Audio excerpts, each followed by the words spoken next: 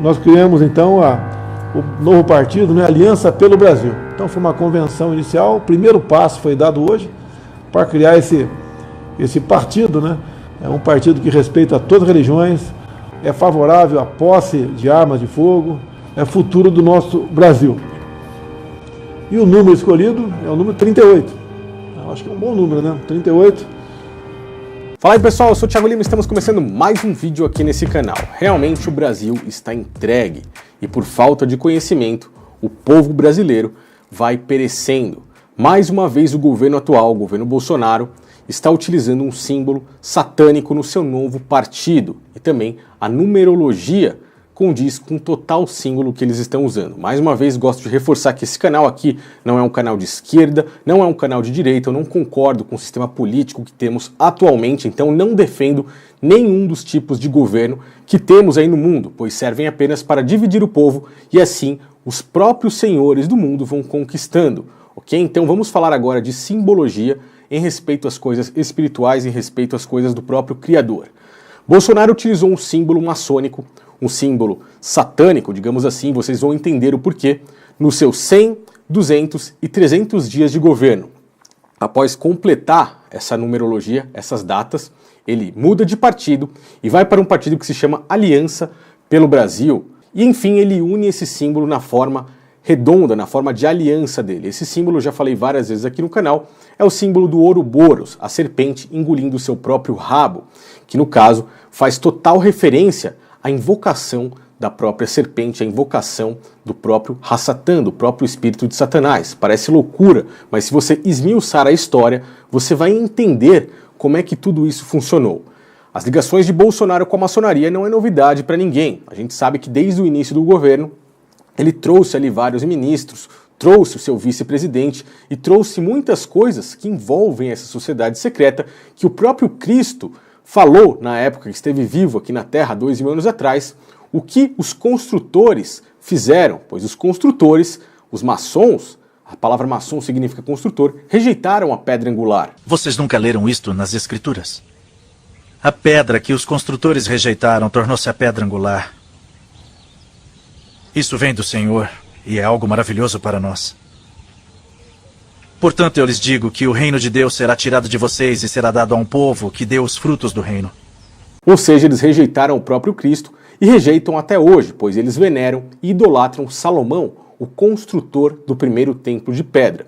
Eu vou rodar um videozinho agora para vocês, gravado por mim mesmo, para que vocês possam entender o princípio de toda essa ligação, de toda essa simbologia e de onde surgiu esse símbolo do Ouroboros e qual o intuito dele. Para aqueles que não sabem, em certo momento de sua vida, Salomão se desviou dos caminhos do Criador e passou a adorar, a idolatrar e também a prestar sacrifícios a outros deuses, ou então a demônios. A própria Bíblia nos relata esses acontecimentos de uma forma resumida, conforme aconteceram com Salomão.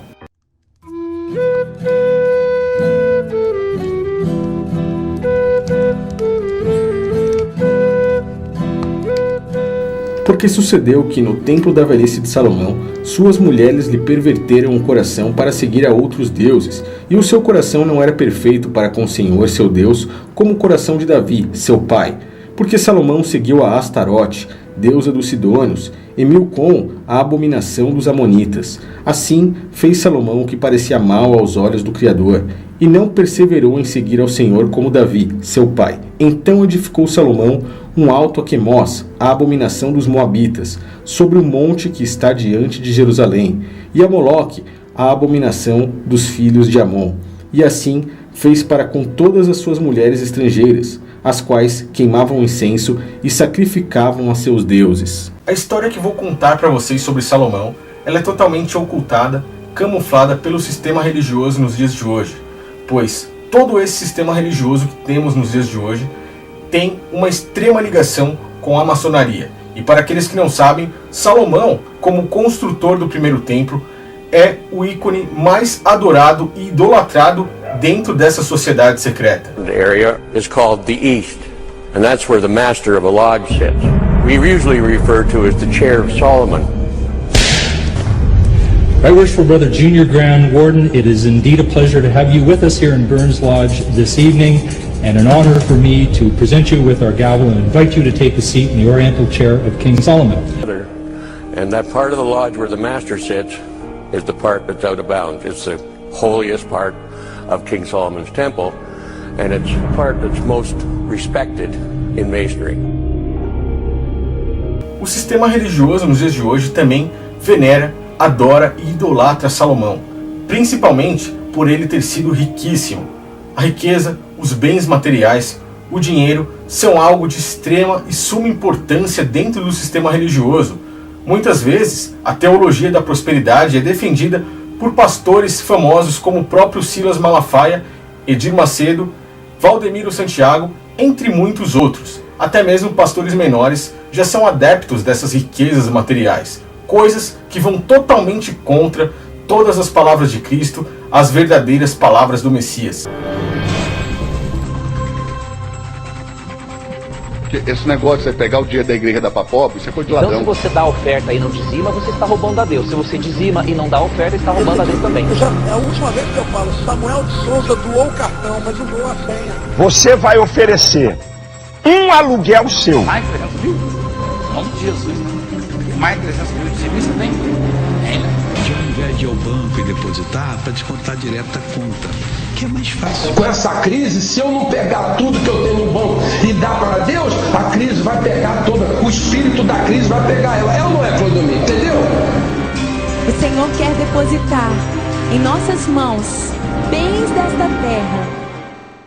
Não ajunteis tesouros na terra, onde a traça e a ferrugem tudo consomem, e onde os ladrões minam e roubam. Mas ajuntai tesouros no céu, onde nem a traça nem a ferrugem consomem, e onde os ladrões não minam nem roubam. Porque onde estiver o vosso tesouro, aí estará também o vosso coração. Muitas pessoas pensam que Salomão recebeu toda a sua sabedoria e a riqueza pela parte de Deus, o verdadeiro Criador, por conta das escritas que estão aí no livro de Crônicas, que foram feitas pelos próprios escribas do rei e também muito manipuladas ao longo da história pelo próprio sistema religioso. Porém, se analisarmos o contexto da história, se formos a fundo nas escrituras e como eram as instruções de Deus, veremos que é bem diferente da realidade. Uma pessoa no Antigo Testamento poderia ter uma unção de rei ou uma unção de profeta. Se ela tivesse uma unção de rei, era necessário que ela encontrasse um outro profeta para fazer a comunicação direta com o Criador. Como o próprio Davi, que era pai de Salomão, fazia uma comunicação por intermédio do profeta Natã. Salomão disse comunicar como rei diretamente com Deus, o que iria contra todos esses preceitos. E um questionamento que eu sempre costumo fazer aqui nos meus vídeos: como é que um homem tão sábio, que recebeu uma sabedoria divina, ao longo de sua vida, passaria a adorar outros deuses? Se ele recebeu uma sabedoria de Deus, por que é que iria virar as costas para esse Criador e também adorar deuses pagãos, como eles chamam aí, ou supostamente demônios? Essa riqueza é óbvio que veio desses anjos caídos, pois no próprio Novo Testamento, quando o próprio Messias, Cristo, está sendo tentado por Satanás, ele relata que todas as riquezas e os bens materiais dessa terra lhes foram entregues, e que se o próprio Cristo ajoelhasse e o adorasse, ele lhe entregaria todas essas riquezas, fama, sucesso, dinheiro, da forma que ele quisesse. Então, somente entendendo o contexto de toda a história é que podemos encontrar a verdade. Salomão também escreveu muitos livros, os quais podemos saber muito sobre a sua vida, além daqueles que estão aí na compilação Bíblia Sagrada, tal compilação que foi feita pela Igreja Católica, onde eles escolheram quais seriam os livros que fariam parte da compilação e quais seriam os livros que ficariam de fora, pois em certo momento da história muitas coisas de que Salomão escreveu iria contra até mesmo os preceitos católicos. Então eles preferiram que as pessoas não soubessem de tais verdades. Escolheram a dedo quais os livros fariam parte dessa compilação, hoje chamada Bíblia Sagrada, e assim entregaram para o povo. Porém, anos depois, esses relatos de Salomão foram aparecendo e hoje, com a facilidade da internet, nós podemos encontrar muitas coisas escritas por Salomão que vão totalmente contra tudo isso que é pregado hoje dentro do sistema religioso. O Testamento de Salomão, os livros, a chave menor de Salomão, a chave maior e as clavículas de Salomão nos mostram muito sobre a sua história. ele relata nesses livros como foi o seu contato com esses demônios, como ele fazia para invocá-los e como é que ele utilizou esses demônios até mesmo para auxiliá-lo na construção do Templo de Pedra. Até mesmo muitas coisas que eu tenho falado aqui nesse canal a respeito do Templo de Pedra se encaixam perfeitamente quando nós sabemos de toda essa história a respeito de Salomão. A Chave Menor é um livro dividido em 5 partes com textos extremamente antigos. A primeira parte lista o nome de alguns demônios. A segunda parte fala sobre espíritos aéreos que descobrem segredos. Na terceira parte, Salomão fala sobre a invocação de anjos e como lidar com eles juntamente com os símbolos do zodíaco. Na quarta e na quinta parte, Salomão explica o passo a passo dos rituais de invocação e como lidar com cada um deles. Neste livro, Salomão fala a respeito de conhecimento e sapiência cedido pelos anjos, e a invocação de Gabriel parece lhe ter rendido muito mais do que toda essa sabedoria, pois, pelo que ele conta, o arcanjo teria lhe confiado um anel poderoso com uma estrela de 6 pontas, o hexagrama. Nos dias de hoje, ele é chamado de Estrela de Davi, porém, essa história foi inventada pelos próprios judeus para esconder a verdadeira história de Salomão e o real significado do símbolo. Seu verdadeiro nome é a Chave de Salomão, pois o anel como esse símbolo foi o que lhe dava poder suficiente para controlar e também, muitas vezes, invocar certo tipo de anjos ou demônios. Pela história, Salomão ficou corrompido pelo poder do anel, o mesmo anel que dava esse poder de invocar esses 72 demônios. Os demônios que estão listados no livro A Chave Menor de Salomão, os segredos desses demônios, o que afligia eles e como eles os invocava, estão todos descritos pelo próprio Salomão neste relato. De acordo com o próprio Salomão, esses 72 demônios eram anjos caídos, que haviam sido condenados pelo Criador por assim desejarem as filhas dos homens, como relatado no livro de Gênesis, o qual foi escrito por Moisés. Neste mesmo livro, Salomão descreve cada um dos demônios, qual ritual era necessário fazer para invocá-lo e qual selo ele utilizava para que se invocasse esse demônio naquele momento. Cada selo serviria como se fosse um portal de invocação de cada demônio, assim como o pentagrama é considerado dentro do satanismo um selo de invocação do próprio Baphomet. Aquela estrela de 5 pontas que tem o rosto do bode dentro dela é considerado um selo de invocação, e é por isso que eu fiz aquele vídeo no momento em que vi a própria Ludmilla na Rede Globo, com ele estampado aí, empurrando todas essas coisas para dentro da casa de milhões de pessoas. Te deixando ponto, quem é que só de rebolar te enlouqueceu? Quem é o traidores? Tudo isso não é brincadeira. Além do nosso mundo físico, existe também um mundo espiritual.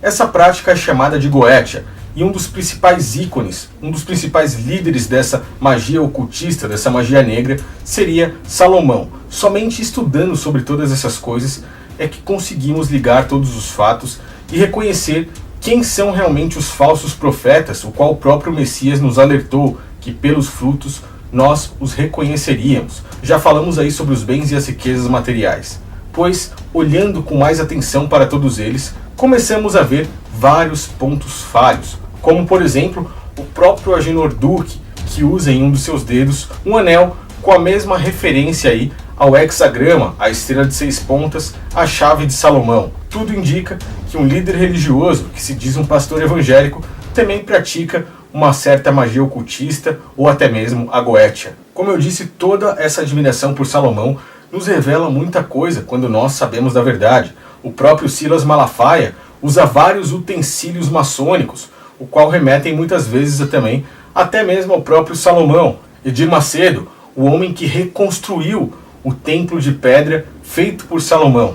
Tudo isso são práticas maçônicas que ligam diretamente a Salomão. E quando nós conhecemos quem realmente foi Salomão, nós enxergamos quem são esses falsos profetas. Então, como vocês viram aí, um dos símbolos de invocação da grande serpente que está no colo de Baphomet é o Ouroboros, é o símbolo que o governo atual no Brasil utilizou nos seus 100, 200, 300 dias e agora está utilizando em seu novo partido. Será que o Criador estaria por trás de tudo isso? Ou será que existe uma má intenção, lobos em pele de cordeiro, agindo por trás do Brasil nesses tempos? Cada vez nós seremos mais escravizados e por falta de conhecimento as pessoas não irão perceber.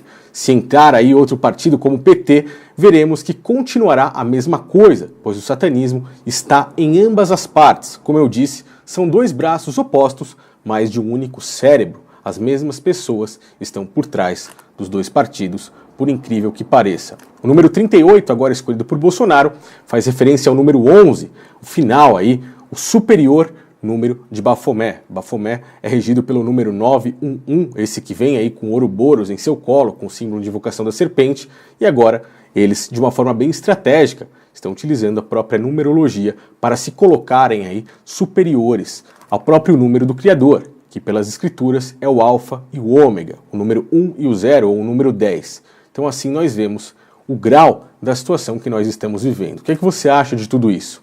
Eu mostrei o princípio de tudo que eu não havia mostrado ainda em vídeos aqui para vocês, para que vocês pudessem entender as ligações entre a maçonaria, o Salomão, os símbolos de invocação utilizados por Salomão, os anjos caídos que Salomão utilizou para a cooperação da criação do primeiro templo de pedra, e agora a gente vê nos dias de hoje a própria maçonaria continuando com esses rituais e dentro de um sistema político e religioso que temos atualmente. Não é à toa que esses líderes religiosos estão junto com o governo, junto com a política e junto com a própria instituição da maçonaria, que nega totalmente a Cristo e venera ao próprio Salomão. Basta estudar, basta buscarmos conhecimento que nós entendemos tudo isso. Deixe aí nos comentários a sua opinião, realmente para mim isso é muito preocupante. Cada vez mais eu penso em desistir desse país, na verdade eu acho que já não tem muito mais solução.